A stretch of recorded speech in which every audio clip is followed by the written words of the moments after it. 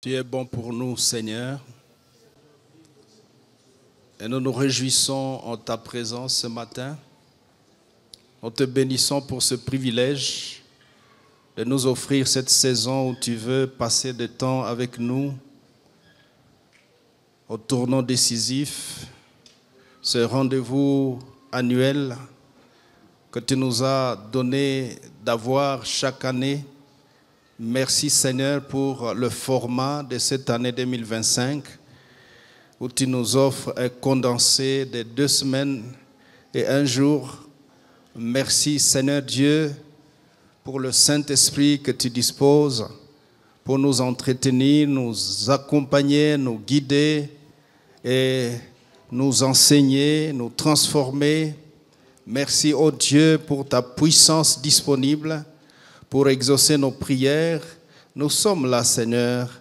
Merci parce que toi, tu es au rendez-vous dans ta fidélité à tes engagements avec nous. Merci au Roi de gloire. Fais ton entrée, Seigneur, triomphale et réjouis-toi de chacun de nous dans ce programme. Fais-nous du bien ensemble, ô Dieu. Nous te prions que chaque chose contraire à ce programme te soit soumise, que nos cœurs te soient soumis, que nos vies te soient soumises, et que mon Dieu, l'environnement, les circonstances te soient soumis. Au nom de Jésus-Christ, Roi de gloire, merci, car tu es là.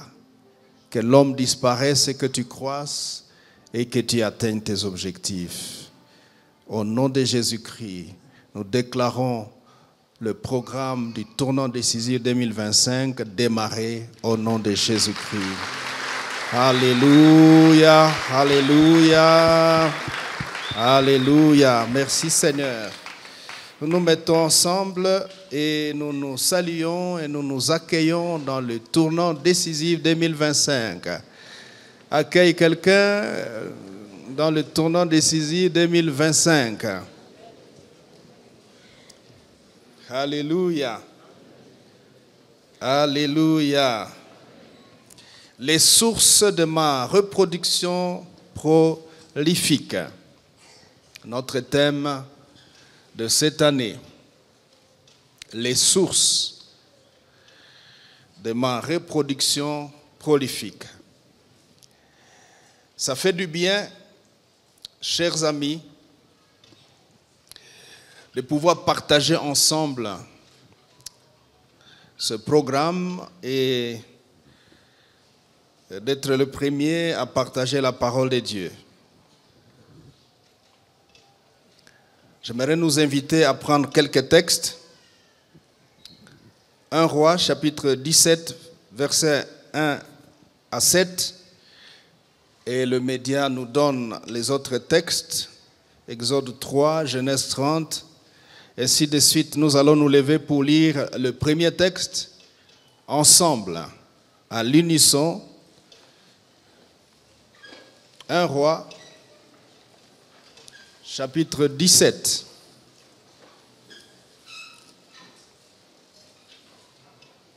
Bwana sifiwe. Bwana sifiwe. Assure-toi que le voisin est déjà debout. Alléluia. Alléluia. Est-ce que la joie est là? Est-ce que la joie est là? Nous sommes au rendez-vous avec l'Éternel. Ce n'est pas avec un frère. C'est avec l'Éternel. Nous lisons ensemble. Élie, le Tishbite, l'un des habitants de Galade, dit à Akab, 2 points. L'Éternel est vivant, le Dieu d'Israël dont je suis le serviteur. Arrêtez-vous là d'abord. Considérez ça. L'Éternel est vivant, le Dieu d'Israël dont je suis le serviteur. On peut y revenir ensemble. 1, 2, 3. L'Éternel est vivant, le Dieu d'Israël dont je suis le serviteur. Il n'y aura ces années-ci ni rosée, ni pluie, sinon à ma parole. Et la parole de l'Éternel fut adressée à Élie en ces mots. Pars d'ici, dirige-toi vers l'Orient et cache-toi près du torrent de Kérit qui est en face du Jourdain. Tu boiras de l'eau du torrent et j'ai ordonné aux corbeaux de te nourrir là. Il partit et fit selon la parole de l'Éternel et il alla s'établir près du torrent de Kérit qui est en face du Jourdain. Les corbeaux lui apportaient du pain et de la viande le matin et du pain et de la viande le soir. Il buvait de l'eau du torrent et au bout d'un certain temps, le torrent fut sec car il n'était point tombé de pluie dans le pays. Il n'était point tombé de pluie dans le pays sur parole de Élie, dont je suis Élie, les Tishbites, l'un des habitants de Galade, dit à Akab, l'Éternel est vivant, les dieux d'Israël dont je suis le serviteur. Vous voyez? J'imagine Élie parlant comme ça. Dont je suis le serviteur. Qu'est-ce qui se passe avec toi, Élie? Je connais mon Dieu. Je ne le connais pas comme un Dieu étranger, mais je suis son serviteur. Voilà ce qui fait la différence. L'Éternel dont je suis le serviteur. Chers amis, ce matin nous voulons commencer un premier chapitre de notre thème. Dieu qui est la source première et la source principale de toute reproduction. Dieu, la source principale et première de la reproduction. Mais il peut bien être la source de la reproduction. Est-ce que je le connais? Voilà ce qui fait toute la différence. Qu'est-ce qui t'arrive, Élie? Quel est ton secret, Élie? Mon secret, Archois et Archoises, quand vous viendrez et que vous existerez à Goma, sachez que mon secret a été, au temps où j'ai vécu, mon secret a été de connaître Dieu. Connaître Dieu. Il est écrit dans Jean, chapitre 17, verset 3. La vie éternelle est qu'ils te connaissent. Et la vie éternelle est qu'ils te connaissent. Toi, le seul vrai Dieu, est celui que tu as envoyé, Jésus-Christ. Connaître Dieu, le secret de tout, le secret de la reproduction. Alléluia. Nous pouvons nous asseoir. Les autres textes, on va les lire au fur et à mesure que nous évoluons. On acclame le Seigneur.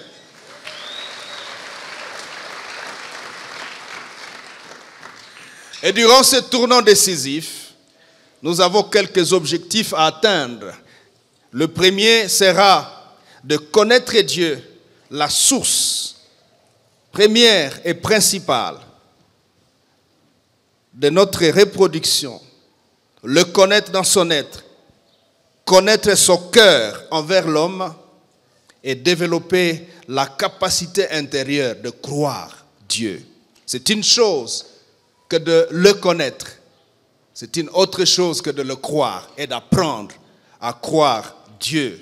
Est-ce que je crois Dieu? Je peux le connaître, mais lorsque je fais face à un défi, je ne le crois pas. Deuxième objectif durant ce programme, ce sera de connaître les sources mises à notre disposition. Dieu est la source principale, mais il met en plus de lui-même quelques autres sources à notre disposition qui facilitent. Qu'est-ce que la source de la reproduction? La source de la reproduction, c'est ces facteurs, c'est cette disposition, c'est cette réalité que Dieu met à notre disposition afin que notre reproduction soit rendue faisable, soit rendue possible. C'est-à-dire, lorsque je suis en présence de cette réalité-là, ma reproduction est en même de fonctionner. Je veux me reproduire parce que j'ai les sources qui me permettent de me reproduire. Bwana sifiwe. Et pendant ces quelques jours, nous voulons aborder ces différentes sources. Et le troisième objectif sera d'aspirer et œuvrer pour une reproduction intensive. Et enfin, si le temps le permettra, le combat spirituel derrière la reproduction prolifique. Alléluia. Mais ce matin, nous voulons commencer avec ce premier chapitre. Connaître Dieu, la source première et principale de la reproduction. Nous lirons deux textes dans Jérémie. Si tu as ton livre, ta Bible, alors dans Jérémie chapitre 9, 23-24, et nous irons aussi dans Jérémie 10, versets 10 et 11. Jérémie chapitre 9, un merveilleux texte que je voudrais partager avec nous. Et si tu as ta Bible, je t'invite à le lire avec conscience. Une lecture consciente, une lecture intelligible et intelligente. Une lecture consciente. Si nous avons trouvé Karibo, allons-y ensemble. 1, 2, 3. Ainsi parle l'Éternel. Que le sage ne se glorifie pas de sa sagesse. Que le fort ne se glorifie pas de sa force. Que le riche ne se glorifie pas de sa richesse, mais parle l'Éternel. Que le sage ne se glorifie pas de sa sagesse. Que le fort ne se glorifie pas de sa force. Que le riche ne se glorifie pas de sa richesse, mais se glorifie d'avoir de l'intelligence, de savoir que je suis l'Éternel qui exerce la bonté, le droit et la justice sur la terre, car c'est à cela que je prends plaisir, dit l'Éternel. Alléluia. Tu es riche, ça fait de la gloire. Tu es sage, intelligent, tu as un grand diplôme, tu as de la connaissance, tu as même fait des inventions. Ça fait de la joie, ça fait de la gloire sur ta vie. Mais ne te glorifie pas de cela. C'est trop éphémère. Parce que demain, quelqu'un d'autre peut faire une invention qui vient écraser la tienne. Avez-vous vécu ça?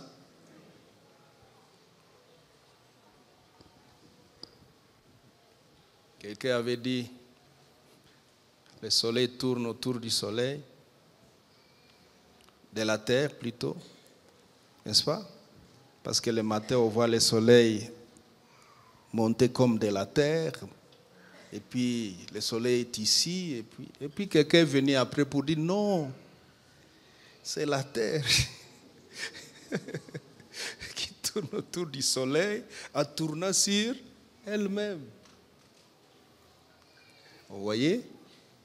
Tu as de la sagesse, tu as de la connaissance. Ne te glorifie pas de cela.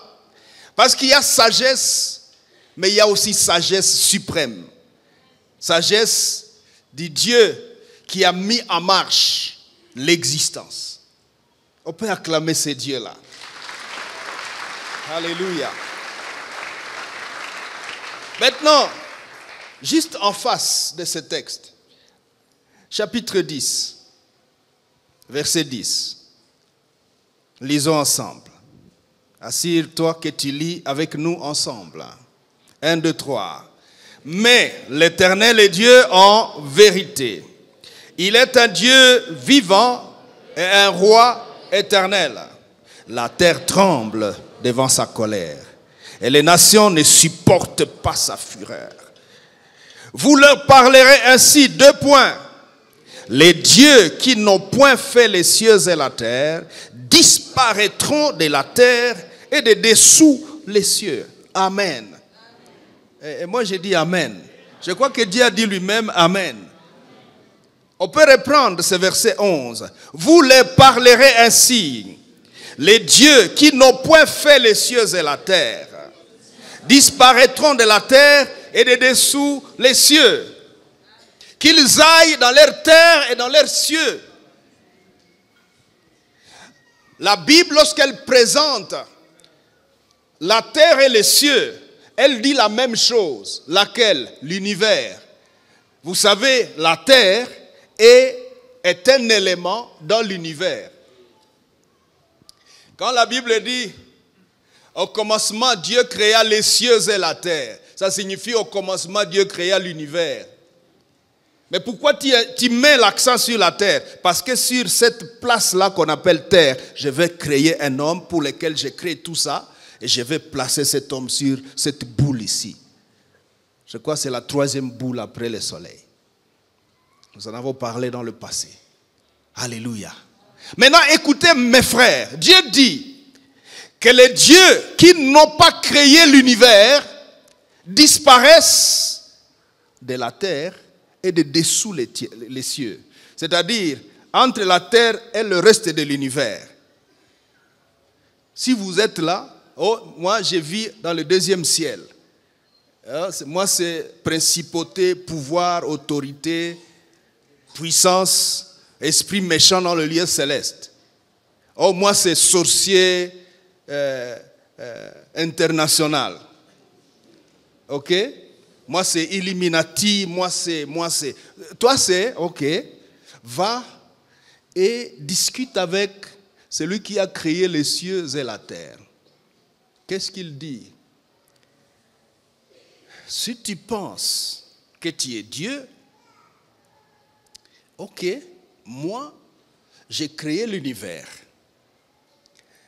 Toi, va dans ton univers.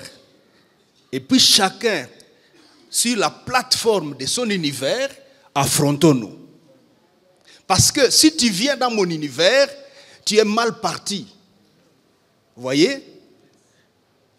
Lorsqu'un sorcier vient chez toi, il est mal parti. Lorsqu'un méchant te trouve dans ta plateforme, il est mal parti. Parce qu'il ne connaît pas les coins et les recoins de ta maison. Alléluia. Alléluia. Mais je reviens. Dieu, qu'est-ce que tu veux dire vraiment? Tu veux dire, c'est moi et à moi qu'appartiennent les cieux et la terre. As-tu une prétention à propos des éléments constitutifs des cieux et de la terre? Je ne sais pas qui est ce Dieu, parce qu'il les met au pluriel. Les dieux qui n'ont pas créé les cieux et la terre. Ok.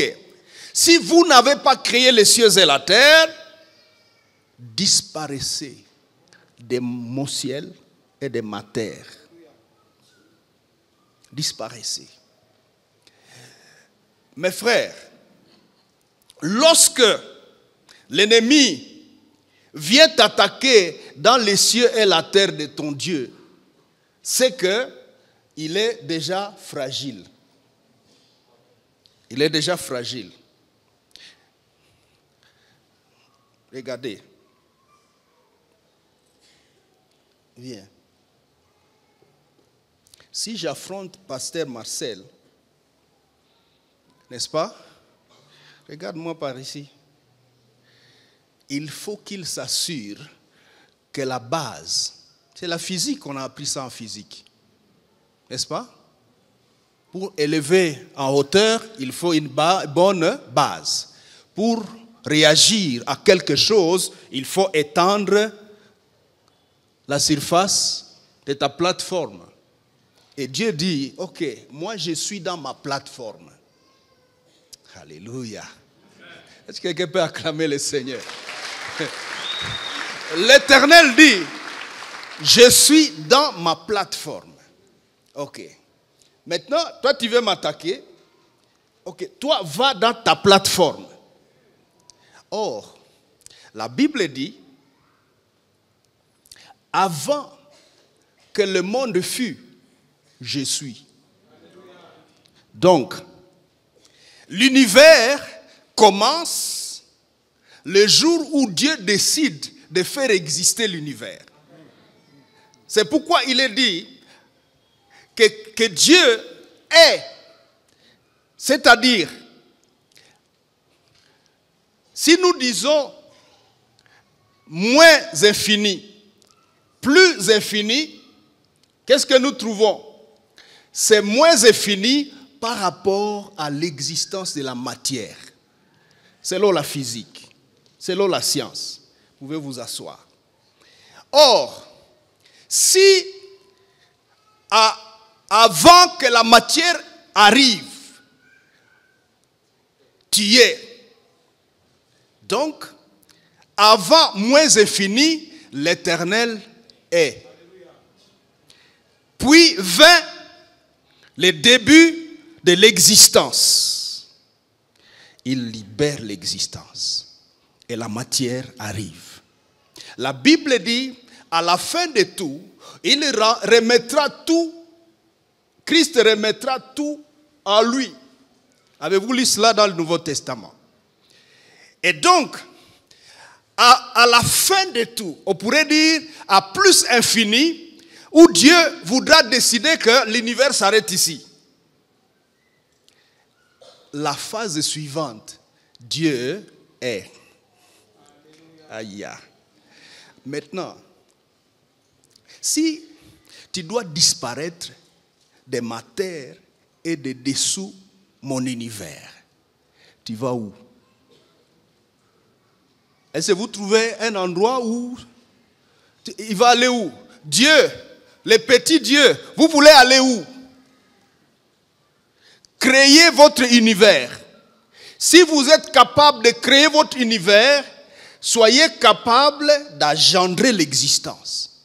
Or, il n'y a que l'Éternel qui détient l'existence. On va parler de lui. Et comme c'est lui, en fait, Dieu est en train de vouloir dire à celui qui croit à lui, mes enfants, restez en paix. On pourrait dire cela en anglais, rest. Have your rest. Ayez votre repos. Parce que si quelqu'un veut vous faire du mal, moi je lui dirais, quitte ma plateforme. Et s'il est capable de m'affronter, moi l'Éternel, alors Ayanaï, qu'il arrive. Mais il arrive où? Il arrive dans ma zone. De quoi? Ma zone de contrôle.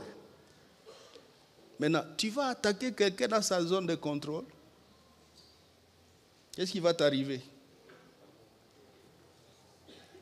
On a vu 11 septembre aux États-Unis, quelqu'un est allé dans l'Amérique et il a les tours jumelles pour... Vous savez ce qui s'est passé dans la suite. Tu es venu dans ma zone de contrôle. Qui t'a autorisé? Actuellement, vous suivez ce qui se passe. Quelqu'un a touché à Israël et puis voilà. Et puis quelqu'un a essayé d'aller sur les terres de Poutine. Vous suivez tout ce qui se passe, non? Quand tu viens dans ma zone, ok, viens. Après, on va voir.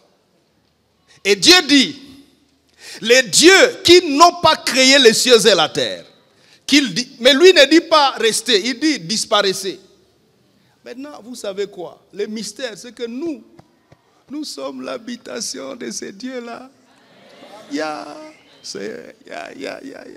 Docteur, est-ce que tu comprends? Seigneur Jésus, je t'aime, je me donne tout à toi. Et que les étoiles, les écailles de mes yeux sortent pour que je voie ce que tu es. Amène-moi aux choses simples. Voici une première chose simple. L'Éternel dit, tu n'as pas créé les cieux et la terre, longwa nayo. Kende nayo. Unaweza enda, toroka. Maintenant, quel est ce que l'ennemi ressent lorsque il constate que quelqu'un lui dit ça? Quel est le sort de l'ennemi? Toi-même, ennemi, quelqu'un te dit, si tu n'as pas créé les cieux et la terre, tu sors. Bon, ennemi, tu fais comment? Si je sors, je vais où? Je vais où? Si je n'ai pas où aller, je fais quoi? Je me soumets. C'est pourquoi il est écrit, et tout genou fléchira, et toute langue prêtera serment en son nom. Tout genou fléchira. Parce que l'ennemi n'a pas où aller. Désormais, quand l'ennemi vient dans ta maison, oh, tu dis qu'il y a, oh oui, bah, tu as vu qu'on a tombé à mon plafond. Dis-leur, hé. Jérémie 10, 10. Et tu vas voir que ça s'éteint. Hein? Parce qu'il est écrit, les démons aussi croient et ils tremblent. Et ils savent que c'est écrit. Et les forces sataniques, depuis le commencement, c'est d'essayer de t'aider à ne pas connaître Dieu. Le diable travaille d'arrache-pied nuit et jour pour nous empêcher de voir Dieu, nous empêcher. C'est pourquoi quand Jean dit, car la vie éternelle est qu'ils te connaissent, toi, le seul vrai Dieu, et celui que tu as envoyé, Jésus-Christ. Il dit tout. Connaître Dieu, mes frères, c'est la chose auquel tu dois travailler à partir de ce moment. Quand tu connais Dieu, tu es différent. Quand tu connais Dieu, personne ne va se jouer de toi. Et puis, tu auras la paix parce que tu seras dans ta zone de sécurité. Unaweza funga ceinture na unanyamaza. Alléluia. Alléluia. Quelqu'un a dit, mutu apime. Mushasikia ile? Mutu apime. C'est-à-dire, si tu as créé les cieux et la terre, alors viens. Viens. À partir d'aujourd'hui, oh, les démons sont arrivés. Dites à ces démons-là, allez chez vous. Wende kwenu. Wende kwako. Donc, Shetani, wende kwako. Tu peux aider le voisin à comprendre ça? Aide-moi à prêcher, dis au voisin, à partir ya sahi, kama shetani anakuchokoza, mwambia, unaanza.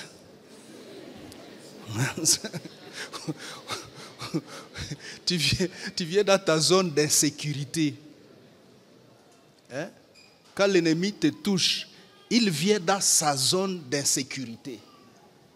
Cessez de trembler devant l'ennemi. Alléluia. Alléluia. Connaissez l'Éternel. Osée 6.3 dit, connaissons et cherchons à connaître l'Éternel. Connaissons et cherchons à connaître. C'est-à-dire, c'est un travail. L'auteur est conscient que nous faisons face à une forme de contre-courant en matière de connaître Dieu. C'est-à-dire, il sait que l'environnement s'arrange pour nous empêcher d'accéder à Dieu, pour nous empêcher de nous approcher de la connaissance de Dieu. Parce que l'ennemi sait que le jour où nous connaissons correctement l'Éternel, c'est fini pour lui. C'est fini. Qui va te tromper encore? À partir de ce programme, ne permet plus à l'ennemi de s'amuser. Encore. À partir de ce programme, ne permet plus à l'ennemi de s'amuser. Tu connais Dieu. Ton adoration change de localisation. Vous voyez, notre vie chrétienne a comme localisation les supplications. N'est-ce pas? On va à l'église pour aller supplier Dieu pour cette chose-là. On va supplier Dieu pour cet homme-là. On va supplier Dieu parce que maintenant, quand je connais Dieu, ma vie chrétienne change de localisation. Je vis ma vie chrétienne dans cette arène de la connaissance et de l'adoration. J'adore le Seigneur. J'adore le Seigneur. Je suis dans l'assurance en matière de l'ennemi. Je suis en repos. C'est pourquoi 366 fois, il est écrit 365 jours, ne crains rien. Pourquoi tu dis ça aux humains, Seigneur? Parce que les humains qui me croient ne doivent pas avoir crainte du fait qu'ils sont dans leur zone de sécurité. Les cieux et la terre, c'est votre zone. C'est votre zone de paix. C'est votre zone de sécurité. C'est notre zone de notre Dieu. Alors, reposons-nous dans l'assurance victorieuse. Une assurance victorieuse. Jésus dit, je vous donne ma paix. Je ne donne pas comme le monde donne. Mais comment nous aurons la paix, Seigneur? Tu ne vois pas ces choses qui circulent, qui tournent autour. Il dit, je vous donne ma paix. En fait, connaissez-moi et vous allez découvrir que c'est vrai ce que je vous dis. Connaissez-moi et vous aurez la paix. Et vous vivrez la paix. Vous vivrez dans l'assurance. Vous vivrez dans la victoire en Jésus-Christ. Est-ce qu'on peut acclamer l'Éternel? Alléluia. Alléluia. Et je voudrais que tu gagnes ceci dans la connaissance de Dieu ou dans ces chapitres. Que tu acquières et que tu développes un nouveau regard sur Dieu. Un nouveau départ dans la connaissance de celui autour de qui toute chose tourne. Ça s'appelle l'Éternel. Deuxièmement, que ton adoration vienne dans l'espace de l'existence et de la connaissance de Dieu et sorte de cet espace des murmures, des plaintes, des guerres, des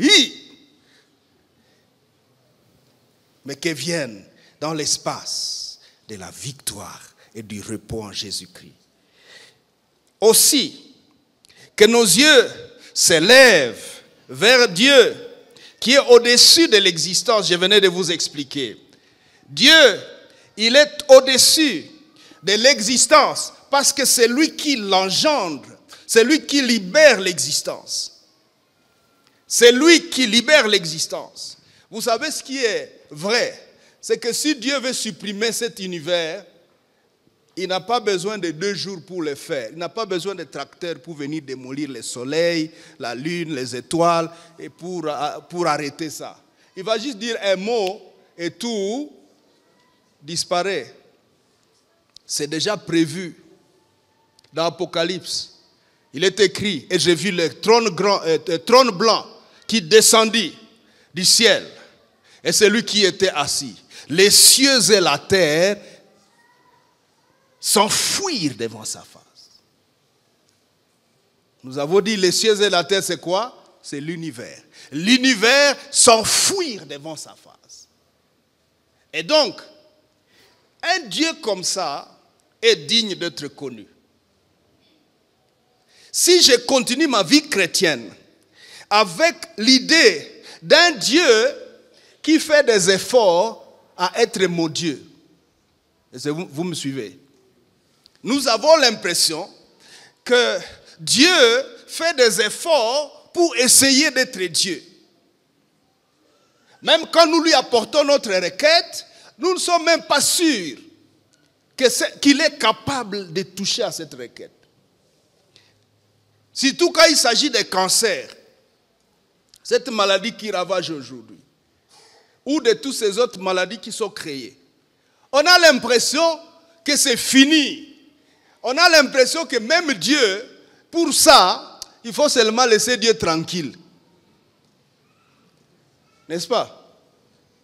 Certains ont des problèmes ici, qu'ils ont déjà abandonné même de prier pour ça. Tu as laissé ça, tu dis, bon, ok, bas, Mungu na uko Mungu, bas. J'aimerais te dire, à partir d'aujourd'hui, reviens devant le trône. Avant de parler de ton problème à Dieu, dépose d'abord ton problème et fais l'exercice de le connaître. Ce qui nous fait mal, c'est quand nous venons devant le Seigneur, nous venons, Seigneur, voici ma requête, Seigneur, on ne vérifie même pas à qui on remet la requête. N'est-ce pas? On devrait se rendre compte d'abord de celui à qui nous voulons nous adresser. Tu veux parler à qui? À l'Éternel. Tu veux que l'Éternel prenne ta requête, mais laisse d'abord ta requête. Lève la tête vers lui d'abord. Scanne-les d'abord. Parcours-les d'abord. Comprends qui il est. Pour que lorsque tu introduis ta requête, c'est avec foi, c'est avec assurance. Et il est écrit, sans la foi, il est impossible d'être agréable à Dieu. Voyez, Hébreux 11, 6. Et il continue. Car celui qui s'approche de Dieu doit croire que Dieu existe et qu'il rémunère ceux qui le craignent. Donc, je m'assure d'abord que le Dieu à qui je veux m'adresser, c'est de lui vraiment qu'il s'agit. C'est lui, c'est à lui que je veux m'adresser. C'est à lui que je veux introduire la situation. Ensuite, j'introduis la situation. Alléluia. Alléluia. Connaître Dieu. Quand nous connaissons Dieu, mes amis, nous sommes heureux. Nous sommes heureux. Tu peux secouer un voisin, tu dis, na wewe ukuye. Viens, kuya tumujue, tujifunze kumujua. Alléluia. On acclame le Seigneur.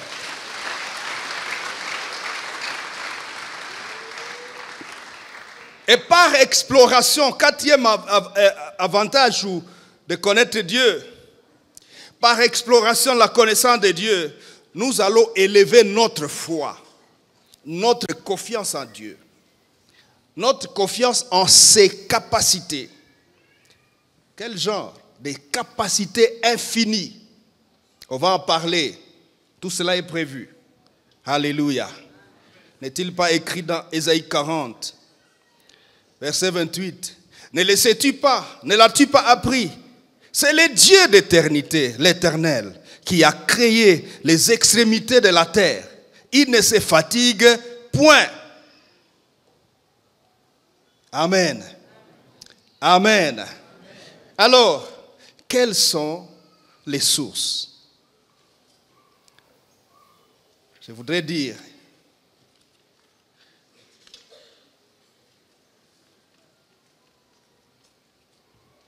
que lorsque nous abordons la connaissance de Dieu, il est très important de nous rendre compte que quand nous le connaissons, nous n'allons pas manquer de nous reproduire. N'est-ce pas que c'est lui qui est la source de la reproduction? Et en tant que la source de la reproduction,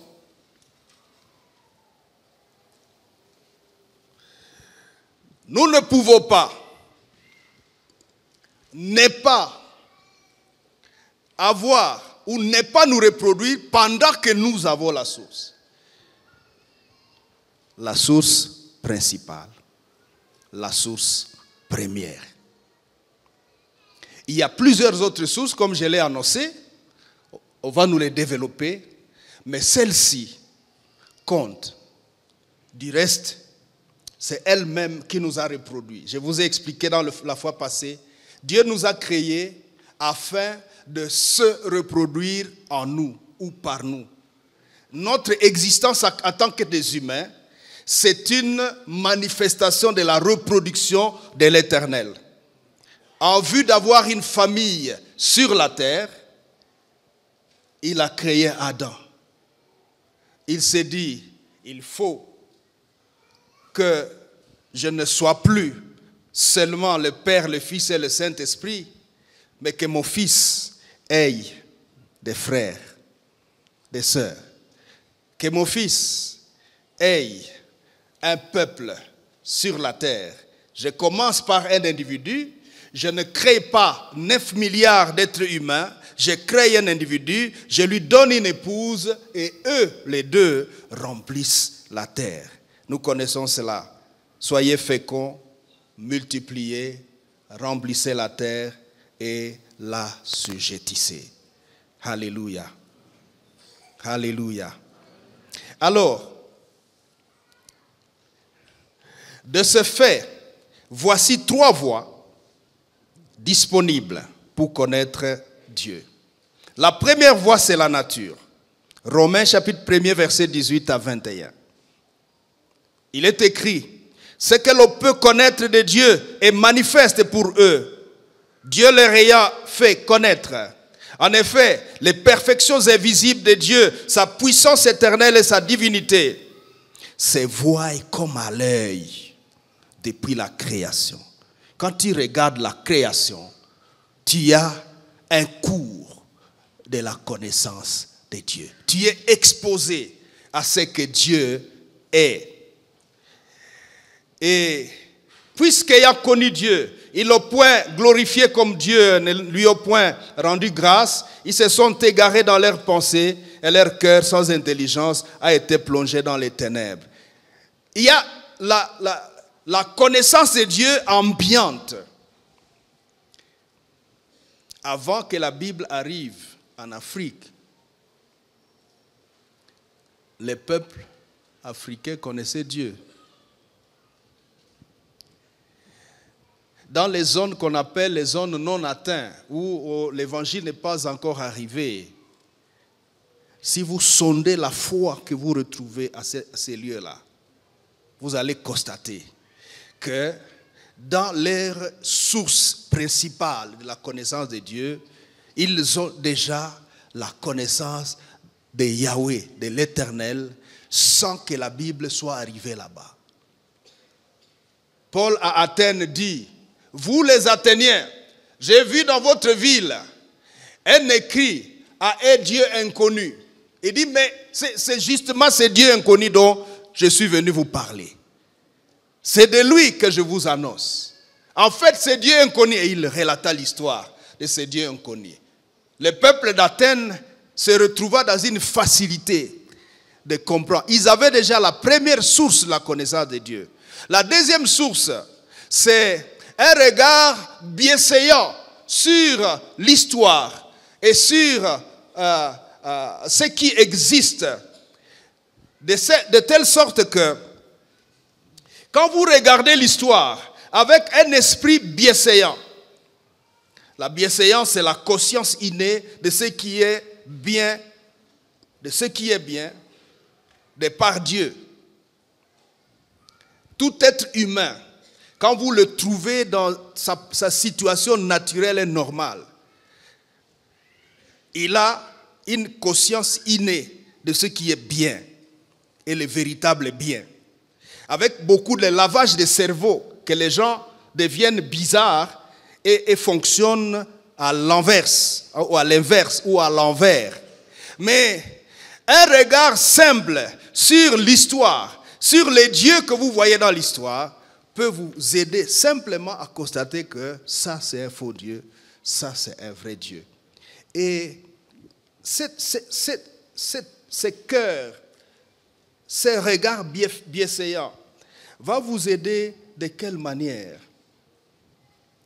On sait que vous allez constater que le vrai Dieu s'attelle sur ce qui est essentiel pour l'existence de l'homme, dans les temps et dans l'éternité.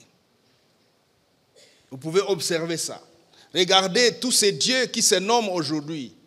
Vous allez constater qu'ils ont beaucoup de lacunes en termes de ce qui est essentiel pour l'être humain, en termes de ce qui est l'éternité pour l'être humain. Et donc, par l'histoire, nous pouvons aussi arriver à découvrir le vrai Dieu. La troisième source de la connaissance de Dieu, c'est la révélation. Hébreux, chapitre 1er, versets 1 à 4. Il est écrit, dans le passé, au premier chapitre Hébreux, premier chapitre Hébreu, Bwana sifiwe.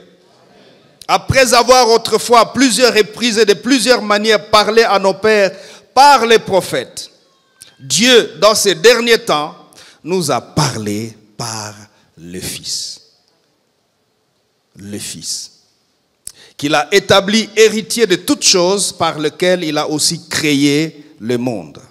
Et qui, étant le reflet de sa gloire et l'empreinte de sa personne, il soutient toutes choses par sa parole puissante, et ainsi de suite. Il nous a parlé par son Fils.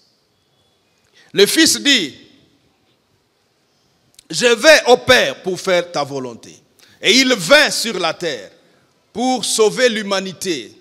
Il vint en fait pour révéler Dieu aux humains. Et à part le Fils, c'est aussi la parole de Dieu, l'écriture, la révélation. À part le Fils, c'est aussi la parole de Dieu, l'écriture, la révélation écrite.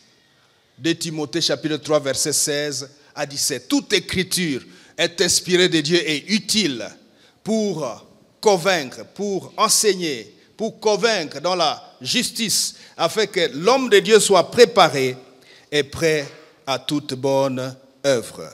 Alléluia. Alléluia. Nous avons l'intérêt urgent et maximal de connaître Dieu. Et je voudrais commencer cette réflexion sur l'Éternel, Dieu. Et nous allons prendre quelques jours sur ce sujet-là. Alléluia. Réflexion sur l'être de Dieu, notre source première et principale. Bwana sifiwe. Bwana sifiwe. En introduction, comprenons et connaissons que Dieu est notre source et qu'il n'y en a point d'autre de la même calibre que lui-même. Il a l'idée de la reproduction en lui-même depuis avant la fondation du monde.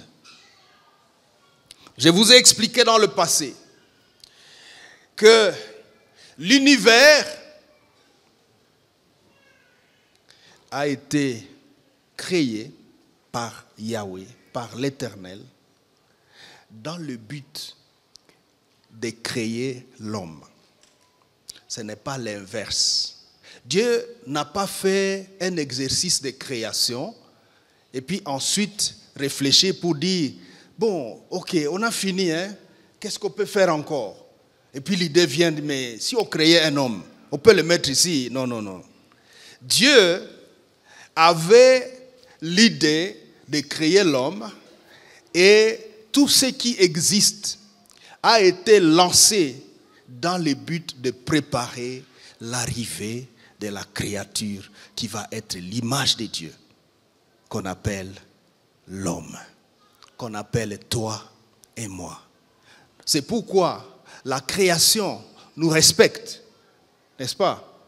Quand vous observez dans Genèse, Dieu dit, multipliez, remplissez la terre, l'assujettissez et dominez. Dominez. Si c'est nous qui ne sommes pas le point central de la création, Dieu n'allait pas nous dire de dominer sur les choses que nous sommes venus trouver. Mais comme il les a mis en place afin de nous y déposer, alors c'est nous. Vous voyez, même au-delà de la terre, l'homme, avec l'intelligence initiale que Dieu a déposée en nous, l'homme est à même de fabriquer une fusée, n'est-ce pas, et d'aller sur la lune. L'homme fécond dans son intelligence est capable de se lever et d'aller au-delà de la terre. Parce que tout ceci est à notre service. Au-delà de la terre, nous avons le soleil qui nous envoie ses rayons. Et quelquefois, on dit, mettez-vous au soleil le matin pour attraper un peu de vitamine D. C'est vrai, docteur? C'est-à-dire, tout l'univers est au service de l'homme. Au service de l'homme. Les étoiles nous éclairent la nuit et la lune, et la journée, le soleil nous éclaire et nous envoie ses rayons, féconde nos herbes pour la photosynthèse. Et toutes ces choses tournent autour de notre existence. C'est comme ça que Dieu et nous avons une histoire terrible, une histoire de prédilection, une histoire que Dieu tient beaucoup sur l'homme. Et l'homme devrait tenir beaucoup sur Dieu. Mais comment tu tiens beaucoup sur un Dieu que tu ne connais pas? Durant ces quelques jours, nous voulons apprendre sur Dieu. Alléluia. Nous voulons apprendre sur Dieu. J'aimerais que quelqu'un se lève. On va continuer sur ces sujets à partir de demain. Dieu dans son être. Dieu dans sa nature. On va entrer en détail. Exode 5. Il dit, je ne connais pas l'Éternel. Et je ne ferai point ce que tu me demandes, Moïse. Pourquoi tu ne le feras pas? Je ne le connais pas. Laissez-moi.